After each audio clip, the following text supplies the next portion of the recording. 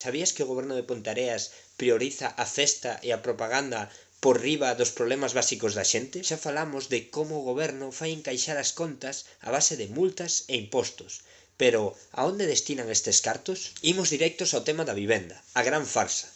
Afirman que vai ser unha prioridade para eles. Pois ben, dos 21 millóns de euros do orzamento, destinan 45.000 euros en axudas, o 0,002% do total. Unha cantidade ridícula.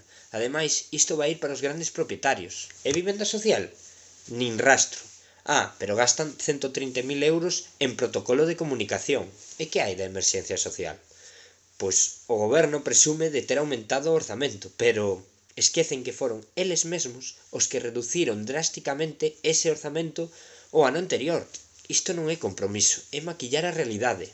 E se falamos de educación, aquí sí que tocan fondo. Non hai nin un só euro para mellorar as escolas, infraestructuras ou apoiar a comunidade educativa. Nada. É como se para este goberno a educación non existise. O apoio ao deporte local segue sendo insignificante e pretenden ocultalo coa construción dunha pista inútil de escasos 200 metros. Nin se dignaron a consultar a opinión dos potenciais usuarios. E agora pensemos noutras cousas que nin sequera aparecen nos orzamentos. 0 euros van para saneamento. Unha promesa electoral na que a alcaldesa aseguraba telo rematado nesta legislatura. O tempo pasa.